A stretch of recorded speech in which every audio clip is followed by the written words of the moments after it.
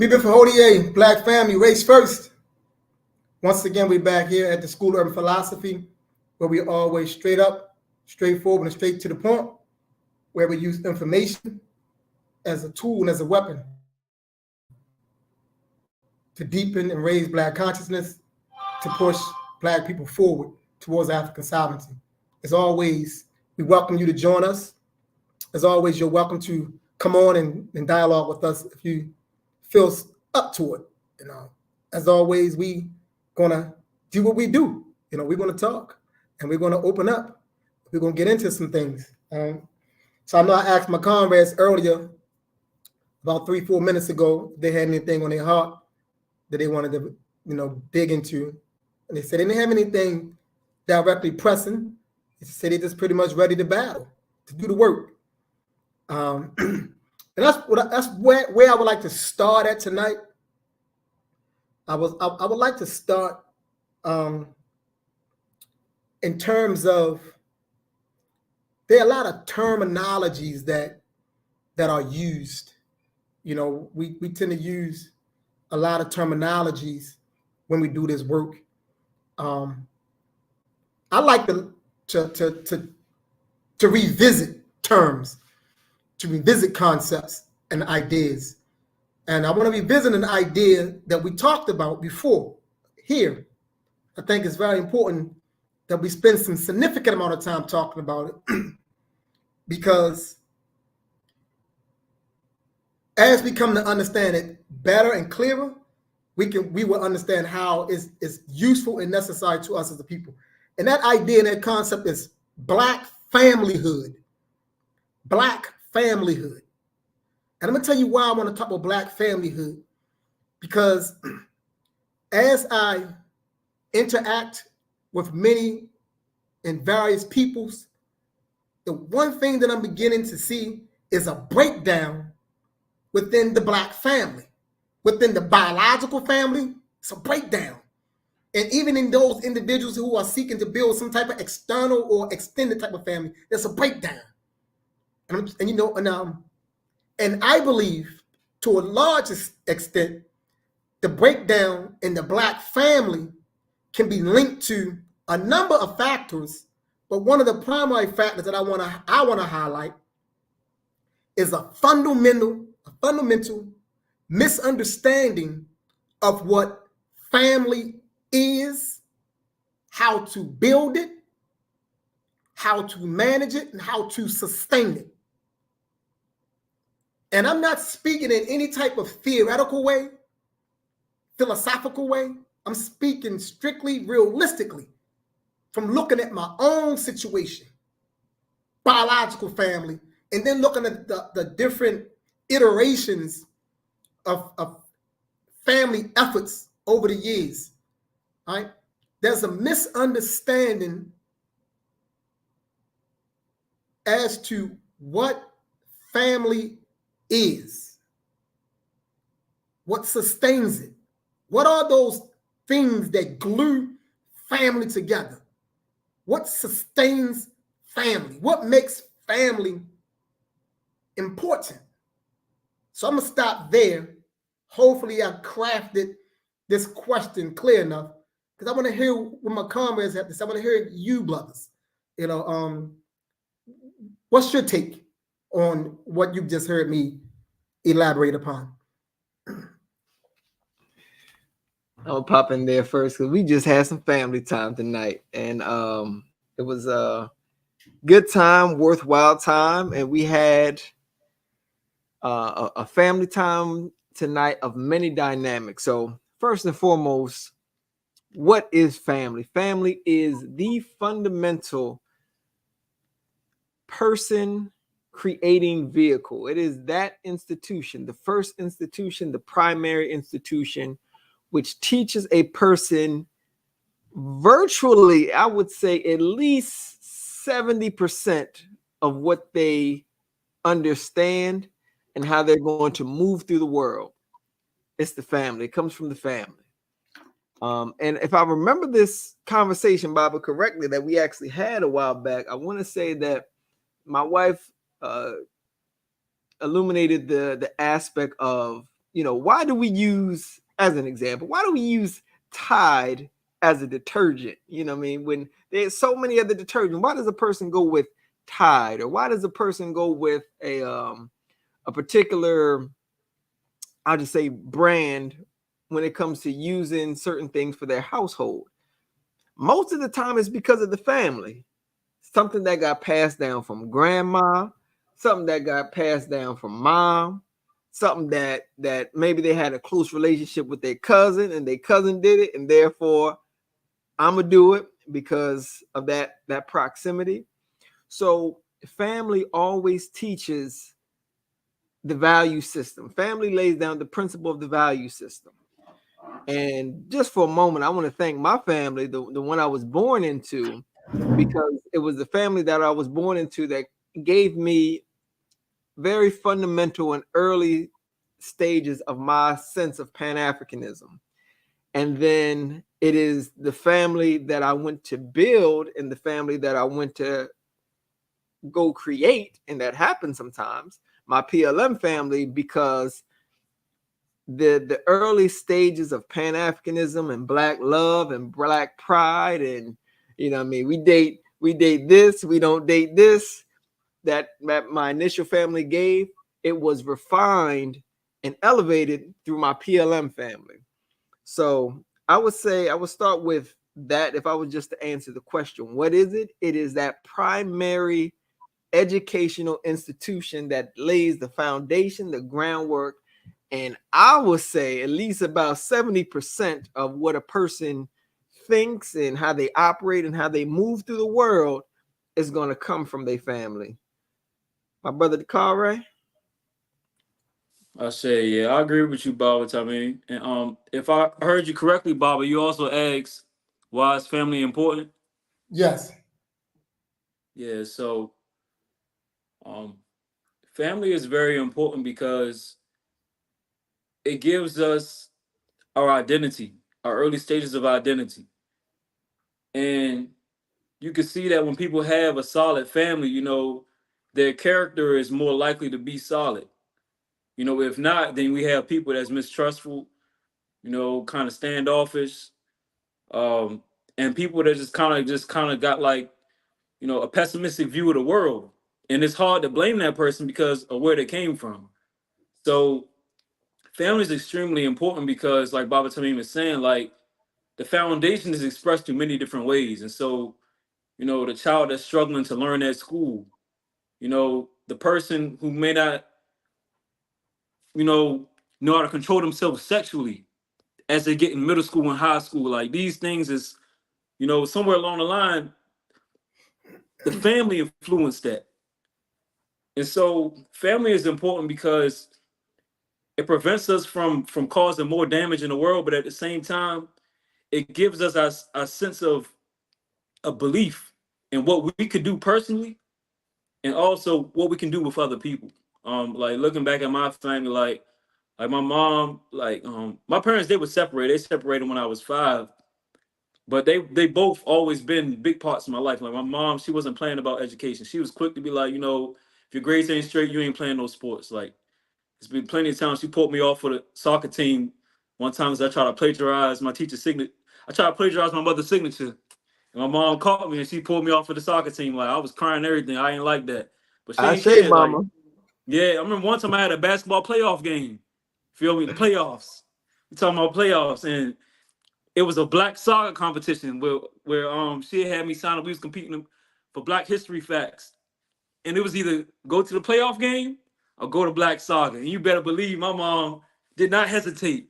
You going to Black Saga. And I'm just looking at her like, are you serious? We in a playoff game, and I told we lost the game. I kind of found out after we come back from the competition, my team lost. They were like, "Where was you at, man? We needed you." Like that's the type of person my mom is. Like she don't give into that stuff. I was crying everything. That did not phase her. She still took me there. So like my mom, she was on me about that stuff. And then on top of that, she always used to tell me like, finish what you start. That's the one thing. If I could have a phrase that summarized my mother, she always tell me that finish what you start. And my dad, a hardworking guy, Coming out of the Nation of Islam, his mind has affected me a lot of ways as far as my development, exposed me to certain things, and just his work ethic is serious. Setting a really good example for me. So my family, like, they really gave me a jump start, especially by giving me, the name Dakare. Like, that put a lot of spirit in me because, out of all my siblings, I'm the only one that got an African name. And so that really did, it really does something to me now because I really feel proud, like, dang, like, I feel special, like, I really got what I wanted because I wouldn't have wanted any other kind of name. Um, and so family is really important when it comes to, like, showing you who you are personally before you step out into the community. It's your family job to prepare you to walk in the world. And so, if that's kind of shaky, naturally you're going to come out stumbling before you can really even walk. Great points. So in terms of building on what the two of you just laid down, so have you noticed or realized or seen in any sense that it tends or appears to be that there's like a breakdown in Black families? Oh yeah. I mean, even with my family, as close as I would say, were, I think that the breakdown happened. It happened in time, with time. I think that because of European values, again, kind of overshadowing the family value. And my family had our I guess foundational value was being together. So I can go into like the pictures when I was a child, and you would see my mom, my aunts, cousins, like we a ton of pictures over the years of just us having that time together. And then as we began to grow up, everybody went their own separate way. And what happened was, as we go our own separate way and we don't make time to come back into the family to get the nurturing that we need to continue those family values, then it begins that, we begin to accept other people's values, the values of foreigners or the values of people who are not within our family.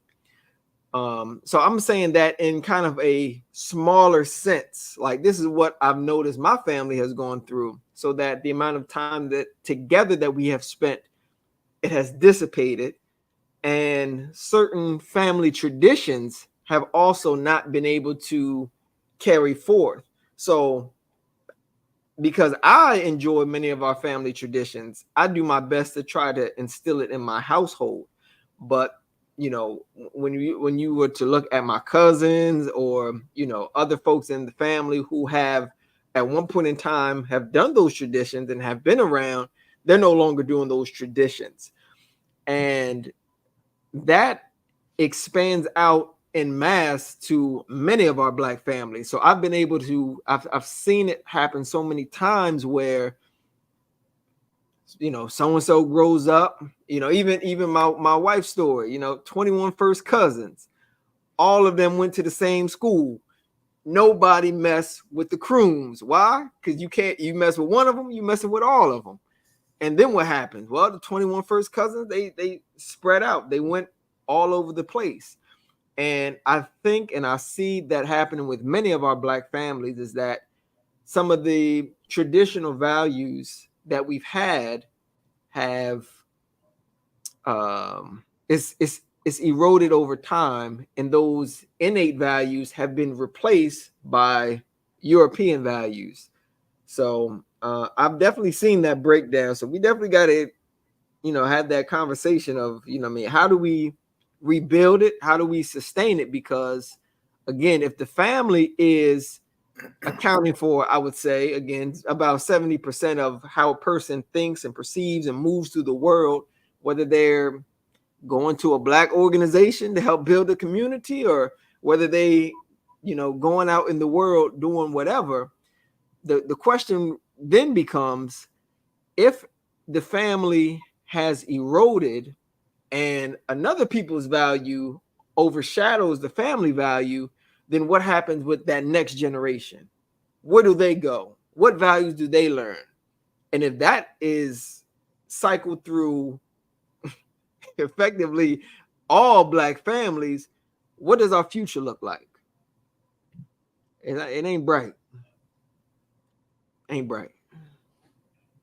Good question. Or anybody else? That's a great question. You want to add to that, Dakai? Yeah, I was going to say that most definitely I noticed that a lot of people who they have their first child with, they don't stay with. That's one of the most common things I noticed in the Black community. Like I probably like a few years ago, I just started noticing it, like looking around, looking at my parents, looking at my friends, just looking out in the community. A lot of people, their first try, they don't stay with them. And it may take them a few times to get it right until they find somebody stable. But it's like, that's the thing. It shows you that just that the reality of dealing with this white society is that impactful. And so that means that the reversing effect, we have to be just as strong and just as intentional and take it just as serious because, like Baba Tamim said, if we don't, it's not looking really good for us. And so like the antidote just becomes, building community and people being able to restructure their minds while at the same time trying to throw lifelines. And that becomes really challenging, working on yourself, saving yourself by trying to save your people. That can become very hard. But, that is the answer. And for the most part, it just becomes the everyday thing of really making the best decisions of how to cooperate together. And I say that because for me, when I think about an ideal family, like most definitely, like I value like, going out, doing the things that's like fun and things like that. But for me, like if the everyday reality is not stable, like, it really doesn't mean that much to me for us to go on vacation when really we coming back to a home where, we struggling. Like my thing is, what can we do every day to make sure that our head is level, that we got what we need and that we know where we get ready to go. Like, and I think that becomes very important because I noticed, families struggle when the everyday routine becomes kind of chaotic. If we don't have a routine, then the family thing becomes extremely hard. And all the things that we want to put in, it seems like it's not working because the consistency and the structure around the family is not as stable as it should be. So for me, I feel like that becomes a big part of the answer for me is like, what energy are we putting into it every single day, and what things are we doing to keep it stable?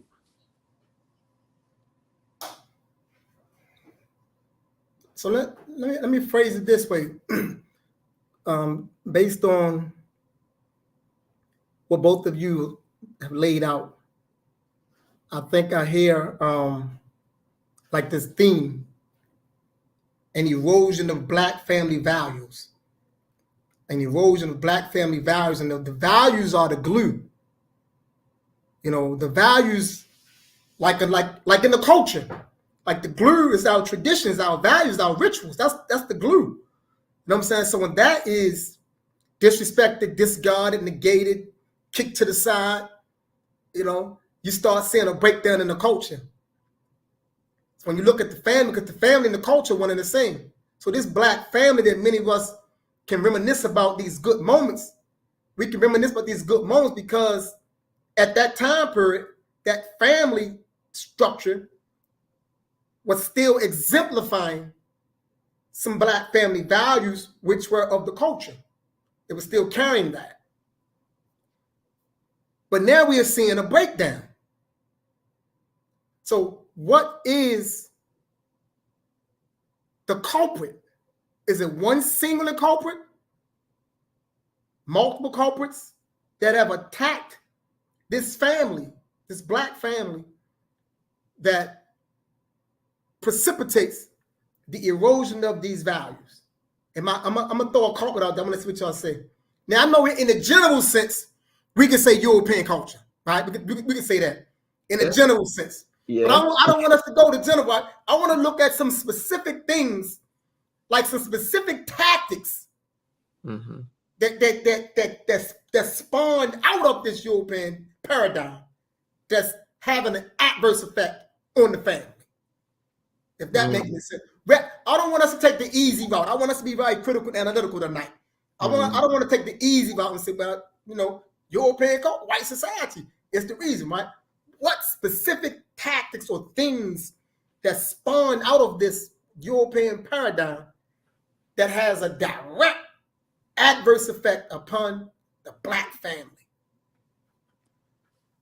One of the things that I would add, this just goes back to, like, what are we doing, the everyday decision making? Because one of the things that I think is crucial that could be very simple, like the two people, they may not discuss long term where they want to live.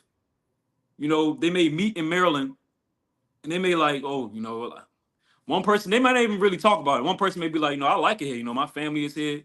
The other person, they kind of like, yeah, my family here, but, I'm trying to travel, like, and it may come in like 5 years later, or, maybe a little bit down the line. This person like, I'm not trying to stay in Maryland. You're like, what you mean? Like, grandma right down the corner. Or, my uncles is over here, my cousins right here. What you mean you're not trying to stay?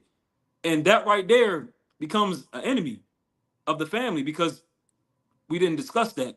But for me, European culture can push that because it make it seem like, and that's why I say, I don't like getting too caught up in the whole, not saying I don't like excitement, but it's like European culture, what they do is they dangle excitement and pleasure in your face to make it seem like that's all what family is about. They don't really show you the hard work that goes into building a family or the discipline. It's like they just like, travel here, travel there, sex, gifts, laughing, like yeah, of course you want to enjoy yourself, but it's like what other things go into making it last? And these are the things that they don't teach you in school, that you need to ask your boyfriend or girlfriend where you want to live. And are y'all moving in the same direction? Because if you have one person that wants to be committed to the community, they're not trying to be all over the place every chance they get, because the work that they do for the people is dependent on them consistently being present. You can't be trying to go somewhere every 2 weeks for days. It don't work like that. So it's like, to me, something simple as, where you want to live and how much do you want to travel? Like, what do you consider to be fun? Like, to me, those things, it's like, I know it's three things, but it's like those simple things could really cause big problems. And to me, that's one of the things that I see white culture pushing a lot is excitement and pleasure, trying to make that dictate and define what family is really all about. Good point. So, yeah, so I'm coming out of college. So I'm going to say in a part of what I have gone through. So by the time I graduated high school, the lesson was to go to college. And the lesson was you can't stay home to go to college. You got to get away to college. I don't want to take anything away because I believe that travel broadens a person's horizon. There's a lot of things that a person can learn about themselves when they are, when they go out somewhere and they travel. But I believe that we got to put it in context. So in my particular context, and the context that I see a lot with, those who actually have gone away to college, is that especially those who go, some distance, right? So I went 6 hours away. And in doing so, in a way, I kind of forgot about a lot of my family. So I would send a text message here and there, and I'm getting to that text message too, because that text message has been killing us. But I'll send a text message here and there, make sure everybody's good. But for the most part, my time and my attention was where I was at. And when it was time to come home, I'd come home, I'd do a little laundry, but my mind was always out. It was always 2 hours away, 6 hours away. I was concerned about what I was going to do when I got back, when I got up out underneath the household, when I got when I broke the shackles of my parents' house. And in doing that brought my mind away from the importance of what my family brought into my life. And instead, I focused on what this external environment can bring into my life. So that goes on with what my brother was talking about with a lot of this external pleasure. Going to those colleges out of state, I incurred a lot of debt, a whole lot of student debt, and incurring that debt to get that particular education, which I could have actually gotten a lot closer. And I'm not even going to go down that rabbit hole, but incurring that debt was a motivating force to be job chasing, money chasing. Why? I gotta fulfill the values that I was taught, which was what? I go to college, then I gotta get a job. After I gotta get a job, I gotta get a house, I gotta get a car, I gotta get all these things, right? So I brought into the mindset of what was enlarged in the society. The family had it and the society had it. So I brought into it. And in assuming on all this debt, I became less concerned about the family. Why? Because I had to go out and make some money to pay all these bills. So this premise of acquiring certain material possessions because it is what is expected, assuming this debt, that's another aspect that eroded my involvement, which has eroded our involvement with being in our family. Even today, when we're trying to have our family gatherings, we got many of our family who are unable to make this one or that one. Why? Because they're working, because they got to show up to work. Some folks are afraid to take a day off, call out sick, use some vacation time. Some people can do it, some people can't do it.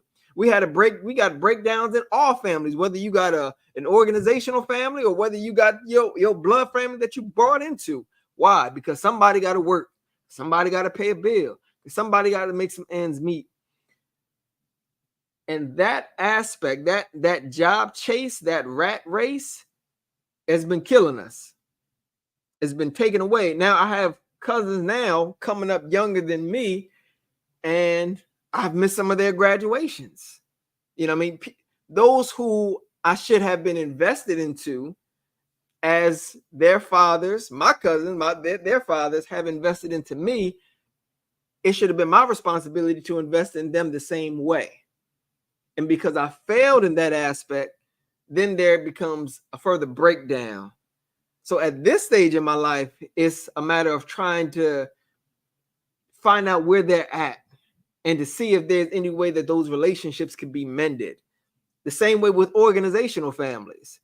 If one of our sisters has an event, let's just say one of our sisters have an event, and I can't make it because I got to go to work. You know, that event goes on. She's looking for the faces of her comrades to be there, to show up, to support. The comrades are not there. How does that sister feel? That sister often will feel what?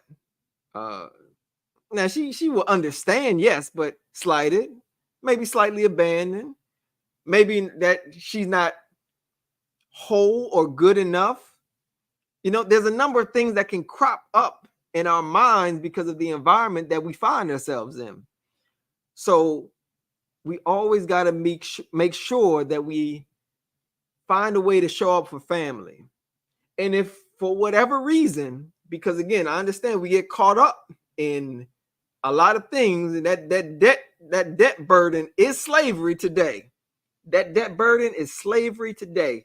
So I understand that many of us, because we got caught up, become enslaved. So for all my enslaved brothers and sisters that's listening to this live tonight, we got to understand that on one case, we got to find our rebellion. You got to be able to take off. We got to be able to find them sacrifices to make some things work. You know what I mean? If for whatever reason, that particular time period may not be your best time to rebel, a text message won't do. You know, a text is insufficient. Birthdays, I know a lot of us do it. You know what I mean? It's somebody's birthday, send a text message, send a Facebook post. It's insufficient. We're social creatures. We are social beings. We need that interaction time. We need that ability to touch, that ability to feel, that ability to hug. We need to hear a voice. We need to see somebody smile. That's what we need. You want to talk about maintaining families? How do we maintain the families? We got to be able to show up. We got to be able to show up. We got to have our voices heard. We got to give somebody a hug. Let a person know that we are here. A text message is insufficient. And we got to be able to stop taking and looking for the easy way out. So in PLM, we've been hosting this theme all year so far, and it's struggle for togetherness. And I love that because that particular theme, it places into the mind the necessity of coming together. And it's not just about, camaraderie, or it's, because a lot of times we may use terms and we'll isolate the term within one particular box. So when we say struggle for togetherness, it's just the mere fact of being together that the struggle ensues, that we got to be able to go through, that we got to be able to struggle for, just the mere fact of just being in the same room together. And then allowing our presence together to carry that relationship through conversation, through dialogue, through openness, through sharing a snack, through sharing laughter. All of that is needed. So to all the Black families out there who are finding themselves in that same position of things breaking down, my advice is time to be rebellious, and it's time to struggle for togetherness. Oh, Bob, I think you're on mute, Bob. Oh, I am on mute. So now, what I was saying is, or attempting to say, is you could have kept on going, man. You was onto something. You was hitting it. You was hitting the hammer, man, on that nail. I seen like the ancestor was crawling on your back, man. They was coming. It's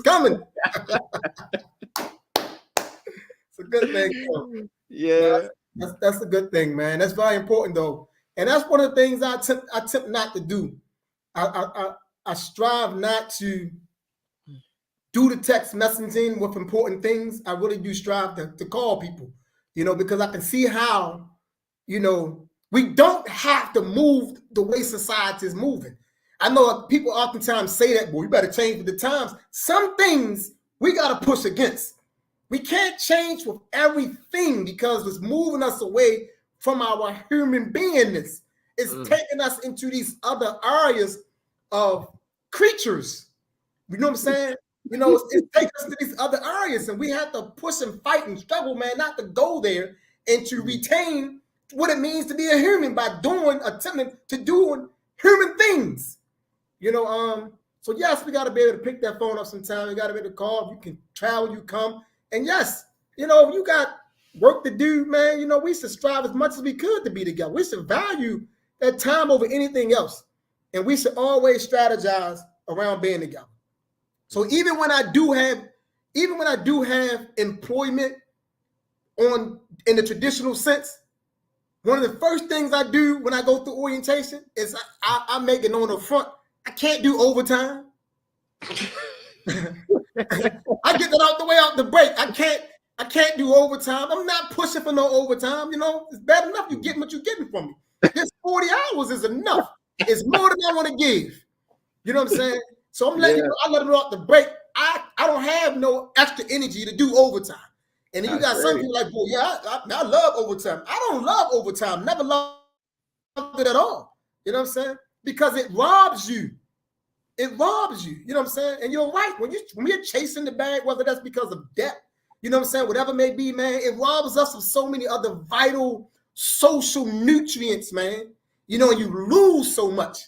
You turn around, 10 years done gone by, and you done lost all these connections, all these vital connections, because we haven't kept family, the Black family values out front. And that's the reason why, I push in advance struggle for togetherness. And I like how you explained it, because that's exactly what it's about. We have to struggle to just be in the same space, struggle to get in the room together. You know, value it that much. I want to be in the room with them so I can be a part of the laughter, or just sitting back, just observing them have a nice time. You know what I'm saying? It's like those are moments that you cannot get back if they're lost. Yeah. But in that moment, so much is being built, because those moments are humanizing moments. The more you can engage in that, the more human we become. The less we engage in social togetherness, the less human we become. You don't just stand still, right? You can go either one way or the other. You're either going to aspire to your humanity, or you're going to descend to creature mode. But you ain't going to stand still, you know, and that's why we see what we see today, right? We see that today. You know what I'm saying? You got families where as though parents don't know how to tell their children, I love them. Brothers and sisters don't even say I love you to each other, because don't nobody understand the importance of it, so it's not even there. You got the situation where as though you got the 3-year-old and the 4-year-old is walking in the house and don't even speak to the grandmother or the grandfather. You know, all this stuff that was important once upon a time is gone, you know, because no one spent time around one another to learn what these values are. And now we're so disconnected from the older people who once understood this, that the younger people not learning anything. And so we see this breakdown. It's a breakdown in values. And because it's a breakdown in values, we're seeing the ripple effect through all the other social spheres of our life. You know what I'm saying? We take that same brokenness that we've experienced, that we've become accustomed to, we take the tenets of that brokenness into the other relationships that we seek to build. And then these relationships fail. They fail because we don't go into these relationships qualified enough to build the relationship, because your skill sets and your tools came from that family, which is now, it's on a decline. It's all on the decline. You know what I'm saying? So that, you got cousins who don't really care about each other no more. Once upon a time, man, when cousins saw each other like brothers and sisters. That's how they understood each other, as brothers and sisters. Yeah. Nowadays, man, I don't even care. You know what I'm saying? Yeah, cousin, man, I don't like my aunt, man. My aunt is this, my aunt that, my uncle this. And, you know what I'm saying? There's all this internal stuff, because that glue, those values, you know what I'm saying? The basic respect for family, understanding the importance of family, understanding that if you are someone that's running around in society and you feel like, you know, you're a good dresser, you know, you got swag. That was the time period when you knew you got that from your family. Now people just think, well, I just got my own swag. No, you know what I'm saying? You ain't getting nothing by yourself. You know what I'm saying? You didn't receive anything by yourself. You're a recipient. And you need to understand that you're a recipient. And there's nothing wrong with being a recipient. Because we should take pride in being a recipient of the good and strong values that we receive from our family. Whether that family is our biological or our social organizational family. We should be honored to know I've received all these good values that has built me and are building me, that I can transmit to my children and other young people.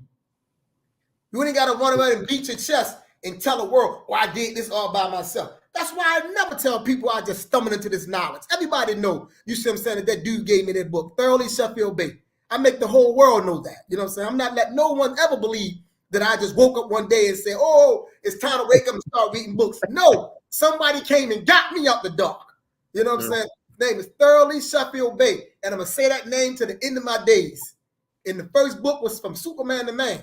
You know, I'm honored to be the recipient, because look what have come from it. And this is what we got to transmit. And we got to be proud of that, because when you're proud of who and where you come from, you're gonna do justice by it. You're gonna do justice by it, you know. And that's what that's the family, because the name has to mean something. Once upon a time, people took pride in, I'm a Johnson, you know what I'm saying? I'm a Brown, you know what I'm saying? Or I'm a Smith. You took pride in that, you know what I'm saying? I'm a Murphy, you know what I'm saying? Like in Baltimore City, people take pride in being, oh, I'm a Murphy. Like you're supposed to take pride in being, I'm a Fati'u, because it means something. I received something from being a Fati'u. It has shaped and molded me. It have helped me become a better me. It have put me on a stronger direction. It has solidified things in me and opened me up in ways that I probably would have took me very much longer to open up. And that's what family is about. So you struggle for togetherness to maintain the sanctity of family. It's one of those sacred institutions. You don't commit sacrilege against the family, and everybody in the family is supposed to make sure whoever get out of line in the family is kept in line or put back in line. You don't stand on the outskirts and watch two cousins try to beat each other up. You get involved because those two cousins are going at one another and it get extremely bad. Then those two sisters going to be at each other. Or brothers and sisters going to be at each other. You know what I'm saying? So you don't stand by. But it ain't my business. It is your business because it's going to have a ripple effect throughout the family. And that's the same thing with an organizational family. You don't stand by. You don't know that two comrades, you know what I'm saying, are missing each other right now. And I ain't my business. No, you push in. Because if it get foul, get nasty, and get ugly, it's going to have a ripple effect inside the whole family. Family is a sacred institution. It's sacred to us. You know, we are an extension of our families. We protect it. You protect that family. And you make sure that you identify with all the things that's complicit within the destruction of the family. And we know that this society is a part of that. We know that being in this society is a part of, like you spoke about it earlier on. You said fun, ideas and values coming in and overshadowing, right? That's because we're doing what? We're watching too much TV. We're watching too much Facebook and Instagram. With so much of their stuff is getting in. We're listening to the wrong music. Like we're glorifying the wrong types of people, and we're defending savagery and degenerativeness. We defend it, No, I can call out your backwardness without necessarily talking about you as a person. That's the same way if I produce a paper and my paper get critiqued, I gotta be okay with that. That paper that's my production. If I submit it to people to look at it, I gotta be okay with them saying, Bob, I think you could cut this off or man, put this in. I gotta be okay with that. And that's the same way with these people that's producing this backwards music. We can't keep on justifying this stuff, but because it is eroding the family. That music is a part of it. Yeah. That music is a part of it, man. We keep on talking, well, ain't nobody making this. Those are illegitimate and backwards arguments. This music that's being pushed is playing a significant part in destroying the minds of Black people. And everybody got mad at Dolores Tucker 30 years ago. She was on to something. Dolores Tucker. I don't think I know who that is. You don't remember her. That's the one that Tupac that was talking about. That's the one that was talking about the music 30 years ago. She was all on the music. She was one of over in California. She was big on talking about how this music was destructive and how it was hurting people and stuff like that. And yes, she was correct. She was correct. Now I love the music that we produce. I love rap music and hip hop, no doubt. But at the same time, I know that some of this stuff is destructive. I know some of this stuff is destructive and it's very hypnotic and demonic on a lot of levels. You know what I'm saying? So we have to go back to those family values. So when I'm thinking about the Black family, that's something that I love family. That's what I'm always pushing for. Struggle for togetherness, man, come together. We had a ball playing that game Dakari came up with the last time we was together, man. People right now, people want to get back. You know what I'm saying?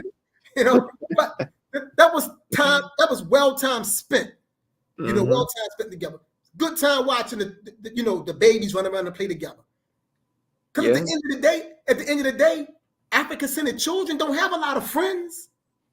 Because if you really attempting to raise your child right, you keeping your child away from everything.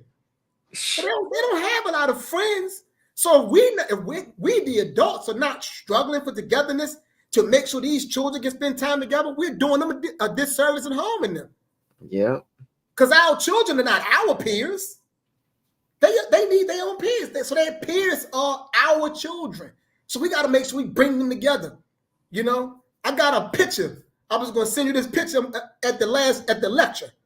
I'm watching Osceola. So she's walking around, just doing her thing, you know what I'm saying, chilling. Cool as I don't know what. So she walked over to, I think it's matter of fact, it is in Yame. and she climbs up in the chair with Nyame. It's a look, you know, them little teeny chairs they had in there, right? Yeah. She's sitting side by side with him in the chair. Now he got his arm around her. They just sitting there, you know, watching the lecture. And I'm saying, wow, man, you know, that's beautiful. Because she see him as, she know him, right? She see him. That's her big, that's her older brother to her. You know what I'm saying? She felt comfortable. She went over there, you know what I'm saying? And that's a beautiful thing when you see a girl who can find comfort and safety within the arms of a black man and know that I'm gonna protect you, right? That's a beautiful thing, right? And we're supposed to always strive to make sure we sustain and maintain that, to make sure they always have that. You know what I'm saying? So that way, so no matter where she go at, whatever she's doing, she know I got some brothers that's going to defend me out here. So when these clowns, if a clown get on the line, I got some brothers. My father ain't got to step up there. My father 50 something years old. He can't come out here and do battle right now, but I got some brothers that can come out here and do some battle, right? That's our job. That's our task, to ensure that that type of environment lasts, to build that out, to consistently struggle for that level of togetherness, to place a value on what it means to be together. And don't put nothing else before it, because that's going to sustain us. That's going to get us through. Us being together and understanding the necessity of being together. And the more we are together, the better we understand one another. So you don't got to be so antsy with each other. You don't got to be on so guard with each other. You don't got to be so sensitive with each other. When you spend time together, you begin to know one another. But when you don't spend time together, you're antsy, you're sensitive, you're overreactive, and it's all that collision course stuff going on. That collision course exists because of what? Because you become essentially strangers when you spend so much time away from each other. Ashe. If I may, because as Osila was growing up, and the number of times that y'all have, you know, come over to our house, there's been time when, you know, and Yame and Aleem and, you know, all the boys was playing together, and Osila would just go off on there, and she would play with them, and it was just like one of those things that was just automatic. I would call it a spiritual connection, because I have watched her in other settings. And I'm gonna give an example. We have been looking for I guess like a daycare center for her to go to in the interim. And we've been to 2 so far, and in the 2 she has been there. I'll put it like this: the last one she was there for a few hours, not even a whole day, a few hours. I'm gonna give an example of what she did. We brought her in, kind of, you know, let her feel the space a little bit, let her be in there with some of the other children. We observed the other children. We didn't like the sense that we was getting from the other children. We knew that there was a difference, and you know, we just wanted to kind of see how she would do. So pull back, let her there. And they have the cameras in the little daycare. So we was just watching from the camera for a little bit.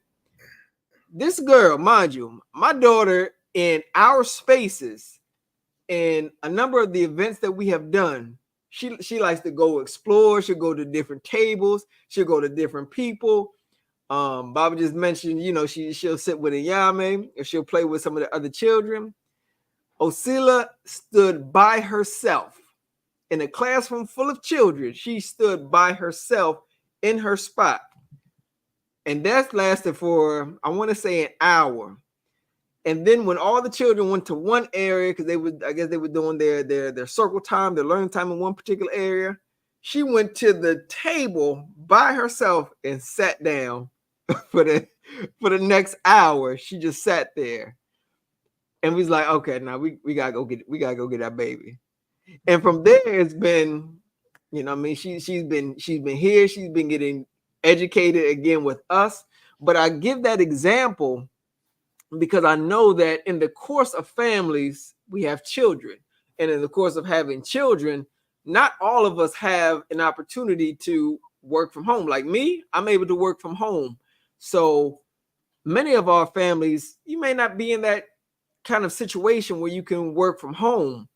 So we look for avenues and means to where we can bring our children to, have them socialized, to have them educated. But it's important to watch your child, to know your child, and regardless of what you're looking to get accomplished while that child is at their particular daycare, we always got to be sensitive to the child, to the children, and to our mates who we have our children by, to understand that not every space is for that child. And if we understand that, we got to be able to take our children out of those spaces and put them into spaces that they're going to be nourished, that they're going to be they're going to feel that love and the support. There's a clear difference on my daughter's face that I can see when she was sitting down playing with Anu, when she was playing with Niara. It was a difference. When she's running around, and she liked to run around with either her brothers, Aleem, and Yoda, Mujasi, and Yame. It's a different laugh. It's a different smile. It's a different energy. She's able just to sit down and be. That's something. That's one of those things that you can't get back. How she was socialized then, that's going to stick with her and stay with her, and she's going to develop into a different woman than if she was into a different space. And to see, I'm gonna keep it nice and polite right now. Yeah, but in some of those other children that don't behave in accordance with the values that she has been getting in this household and in the PLM family, it's a difference. And we got to be able to make those sacrifices for those children and honor those who make those sacrifices, because there's a big sacrifice that gets made when it comes to children. And anybody who is courageous enough to make those sacrifices, they got to be honored, because they are your children are your future. They are your future. They are your ability to take your values into the future. They are the children carry the organizations, the family's values into the future. So if you desire those values, those traditions, those rituals to be carried on, you got to be able to value the children. You got to be able to be sensitive to the surroundings that they are in. And we got to make whatever sacrifices needed. It's depths. That's what I have written down. You talking about how to manage family? Depths. Urban philosophy concept of depths. Pure and simple. What you desire, what are you willing to endure, what you got the patience for, and what you're able to make the sacrifices for. That's what it all boils down to. I like that. That one. Any thoughts, dear Kyle? Gonna build on that? Yeah, I'm just listening because it's a lot that comes with this whole reality of raising African-centered children in America, and it's really something that I kind of despise for real, because it goes back to that whole aspect of having to work a lot, especially if we're not all in close proximity. So Yep. the same thing Baba Tamim is talking about as far as his concerns with his daughters and stuff like that. That's things that I've been faced with as well. Doing my best to keep my children out the public school system. Like my son is 6. He ain't been there, not even been to no kind of summer camp that's dealing with any other kind of people. And we doing our best to keep it like that, but it's a severe struggle, and that's the one reason why I even started working on the weekends. Yeah. Because I'm just like Bobby Imhotep. I'm in the interview room, like not doing no overtime. Oh yeah, I don't work on the weekends. They just like they famously ask me, "Oh, Yeah. what's wrong, buddy? You don't like money?" Because Yeah. I do construction. They quick to the Latino guys. What's wrong, buddy? You don't like money? Yeah. It's not about money. I tell them I got a family. That's what I tell them. Yeah. I'm saying, like, of course you probably got a family too. It's like what you saying right now, that don't make a difference to me. Like, I'd rather not work on the weekend. So the fact that I'm having to do that now, I'm working every other weekend, it's really eating at me, but it's like a temporary thing where we're not gonna always have to do this. One day, we're gonna have full-fledged, our own school, full-fledged. We're not gonna have to worry about where our children gonna be going to, and we're just gonna be in a better situation. But it's like the in between of doing that is a really hard reality. But it's like that's like what Bob and Tommy is talking about. The what we willing to sacrifice, what we willing to endure for our children. People probably see my construction videos. They probably think like, this guy having the time of his life, man. I'm posting them jumps because I'm trying to get more clients. Like at the end of the day, I'm trying to keep my family going. I'm trying to keep my children safe. Like, but people don't always see that when they see us moving. They just think it's about the glitter and the glam. But it's like, no, like this is really like some serious determination behind this, like some serious work behind this. We see the smiles, we see the strong faces, but we really fighting to really keep our children sane, keep ourselves sane. So it's a lot that goes into building families. But at the end of the day, I really just been sitting and listening, because just like at the end of the day, it's always that step-by-step process. We're going to come out of it. We have things that we need to do. It's just about how can we stay on track, and how can we get more of our people to move with us. And so at the end of the day, I believe we have the answers. It's just about continue to demonstrate the changes that we need, because I believe our people are really moved by demonstrations and actions. So I think we're on the right track. It's just a matter of time, before things just get even better. But in the meantime, just got to keep the fight going. That's what it is. Yeah. No doubt. And to your point, another thing that we have to do better, I'm speaking to us now as far as PLM, is like both of y'all acknowledge, like Tomine was saying, like the people that make those sacrifices to do right by their children should be honored, which is true. And like you were saying, to do that thing to make sure your family is safe and protected, it's not an easy task. You know what I'm saying? But see, we need to communicate that more. Because look, think about me and Mama Ife. Like Anya may be 12 this year. He never been inside there. So we've been doing it for almost 12 years. You know what I'm saying? Almost 12 years. It's not like it ain't like, we sitting on stacks. We just found out how to do it, and just like it's been a struggle. But it's a worthy struggle, because once again, like Tommy said, like the payoff is him. Like, so now if this Joker turned 21 and jump ship, all I'm gonna do is send a message out and say, yo, get me some bail money together, because I'm going after him. You know what I'm saying? I'm his bounty hunter. You know what I'm saying? Because I done sacrificed all this, and you turn 21 and jump ship, I'm on your heels. You know what I'm saying? I'm on, get the bail money together. You know what I'm saying? They locking me up. You know what I'm saying? I'm going to do some damage. Simple as that. I might be a little older than I am now, but I'm gonna still have my little whack on. I'm gonna put it on him, man. Like in no way in the world, you know what I'm saying? I did all this in love, and you think you can? No way. You know what I'm saying? Yeah. But I'm saying that in a humorous way. Yeah. But the payoff is the children, because the children are gonna be the ones who are gonna show up and take it forward. Like the sovereignty begins now. You know what I'm saying? See, sovereignty, it's not necessarily a final thing, right? It's what you build up to and manifest. Like it's everything go into it.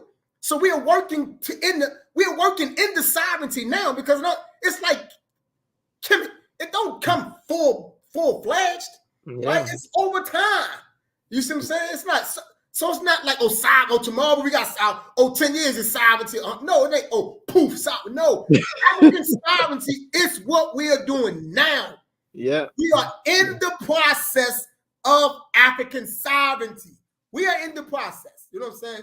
We may not necessarily be around when it become more defined, but we are in the process. The same way when Kemet became dynastic, a lot of people who was in the process wasn't around when it became dynastic, but they was in the process of a development and evolving Kemet. We are in the process of evolving and developing African sovereignty. And our children are going to stand on our shoulders and continue the process in terms of the part that we are playing in the unfoldment of sovereignty. Our children are going to continue our legacy into that part. So when it do unfold in its full-fledged, you see what I'm saying? It'll be aligned from whatever Fatu was around at that time period, linking all the way back to this time period right here. And they didn't know at that time period that they didn't just wake up one day and bring time into an existence. They didn't know that they was linked to a line of Fatus who made conscious sacrifices so they can be there on that day. That's what this is about. I say. And that's how we got to understand it. And we got to make sure our children understand that. Every chance we get, we talk sovereignty into their spirit. Every chance we get, it's all for that. You know, we don't never let our children talk about, you know, I want to become this, or I want to become that. Whatever their aspirations are, it's our duty to make sure that that aspiration is always connected to African sovereignty. Whatever the aspiration is, as long as it's a noble and just aspiration. If it's not noble and it's not just, you got to redirect that individual, bring him or her back home. You know, redirect them, bring them back home. You know what I'm saying? But we got to make sure we're doing the right thing. We got to be thinking the correct way, and we got to keep family in their mind. They got to know it's all about African familyhood. African familyhood is the key. African family is going to come from us being in complementary relationships and struggling for those relationships, right? And being scientific about building a relationship and not necessarily impulsive, right? The relationship is a scientific thing. It's just like the sovereignty, right? It's processual, right? It's what you're scientific about. You're thinking about it. You know, you're having the correct conversations. And you're saying, I'm not going to make these moves just for making these moves. No, it's a strategy to this thing right here. It's a strategy. It's a tactic. And so you got to be that way with the relationship, because at the end of the day, you want the relationship to what? To materialize into something meaningful, right? It got to become something meaningful so it can build on the family. Mm-hmm. So that's what this is all about. You know what I'm saying? So everything we do, we got to understand that we got to do it from a very strategic and tactical position. You know what I'm saying? We got to be thinking about why we do what we do. In the same way I'm saying that our children's aspirations have to be linked to African sovereignty, the aspiration to be with another woman got to be linked to African sovereignty. Not to her physical beauty, not to the fact I like her, not because she make me laugh, right? It has to be inextricably linked to African sovereignty. She or he, whatever one I'm speaking to, have to be able to add to the African sovereignty process. And that has to be understood up front, not on the back end, up front. And if it's not understood up front, and if this person, he or she is not with it up front, is not willing to make the necessary sacrifices and commitments to an African sovereignty process by way of being in a relationship, because the relationship sinks into the process of African sovereignty. It adds to it, right? If they're not willing for that, we can't be with that individual. You know, that's the person we can't be with. We ain't got to be mad at that person or beefing or fighting or arguing, but we can't be, because we're trying to get this other thing going down here, this African sovereignty thing. You know? So yeah. It's now 10:02. Any last comments or thoughts before we get out of here? As a step parent as well myself, I just want to put out there that everything that was heard and expressed tonight, that also applies to the step parents out there. I know it's a challenge, but at the end of the day, even with that dynamic going on, when they leave the house, they represent this family. And I drill that every day, and you can too. That's right. How about you, Dakar? Anything you want in the last words? A BB48, that's what it is. Beautiful words. So as we conclude, Black family, we want to thank all of you for joining us here tonight. And as always, we give you straight up and straightforward information about Black people, how to empower Black people. We pour exclusively from our experiences, from the things that we've studied firsthand and what we know to work. And we bring it to our people. Join us here again. June, what day is the 6th? But June, we're back here June the 13th, right? Today is the 6th. Yeah, so we're back. So it should be 2 weeks from today, I think. Yeah. 2 weeks from today. Yeah, so. Oh, y'all couldn't hear me. June 20th. June 20th. Okay, June 20th. Yeah. We're back here at the PLM's Black Forum, June 20th. Please join in, spread the word, share the video. If you haven't already subscribed to this channel, please subscribe to the channel. Subscribe. If you haven't liked the video today, make sure you like this video. We're trying to get this content out. Help us in this regard. If you enjoy the work that we do, then aid us, join us, work with us, help us push this content and push this politically black, correct black message. And with that, we say a beautiful day and raise first. Race first.